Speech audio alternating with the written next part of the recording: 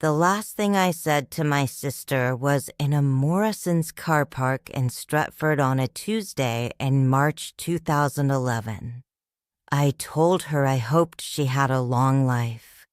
That was it. I walked to my car. She stood there.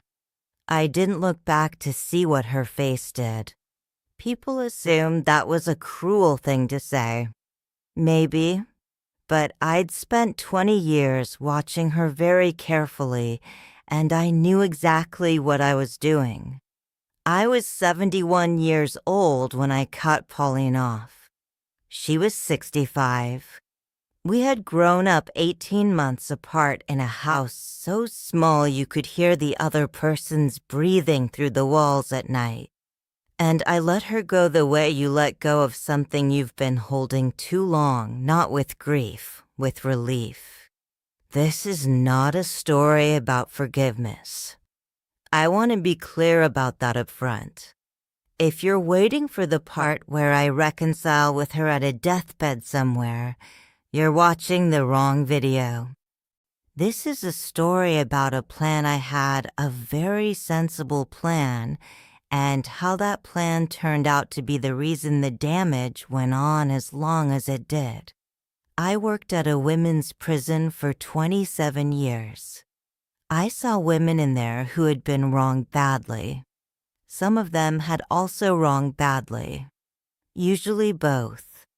What I noticed, watching them, and I watched very carefully because it was my job, was that the ones who stayed dangerous were not the ones who were angry. Anger moves. The ones who stayed dangerous were the ones with a plan. A calm, managed, long-running plan for how to handle what had been done to them. I had one of those. My plan was called Keep the Family Together. I'd had it since I was about 14. Our house ran on conflict, my father's drinking, my mother's silence, my brother Geoff's temper. I decided early on that my job was to absorb whatever was flying around and keep things intact. I was good at it. I became very good at it. By the time I was in my 20s, I could walk into a room where two people hated each other and have them both talking to me within 5 minutes. I thought this was a skill. It took me until I was nearly 70 to see it was an addiction. The plan worked for a long time. That's the thing about plans like this. They work. Our family stayed together. Christmases happened. Funerals happened with everyone in the same room. Pauline and I had our problems. She'd always thought I was cold. I'd always thought she was careless with truth, but we managed. I managed us. Then our mother died in 2008. She was 86. Went quietly in a hospital bed in Wythenshawe with all 4 of us there. And I thought, we did it. The plan held. Good. My knee clicked as I stood up from the chair beside her bed. I remember that. Geoff called me 6 months later. He'd had a bit to drink. He said something that took me about 4 seconds to fully understand. He said, and I'm going to quote him directly here, "You know, ma'am always said she never got to be a proper gran because of you." I said, "Who told you that?" He said, "Pauline." And the whole thing came down. Not Geoff's call. What came down was the understanding arriving all at once, which is the worst way for an understanding to arrive, that Pauline had been saying this for years. To Geoff, to our other brother Terence, possibly to their wives, possibly to people in her street, that I had chosen not to have children, which was my choice, made before I was 30, and that this choice had been, in Pauline's version, which she'd been handing around like a biscuit at a meeting, the thing that broke our mother. I sat down. My knee clicked. I want to be honest about what I thought in that moment. I didn't think, I need to confront Pauline. I didn't think, how dare she? I thought, how long? That was the question. How long had this been going? And when I started pulling at that thread carefully, the way you do when you suspect the whole thing might unravel, I started finding things. A comment Terrence's wife had made in 2004 that I'd filed away. A Christmas in 2006 where someone laughed at something I hadn't heard. Small things. The kind of things you don't see when your plan is running, because your plan requires you not to see them. I had spent 20 years managing a family that contained, somewhere in the middle of it, a version of me that I hadn't consented to and hadn't known about.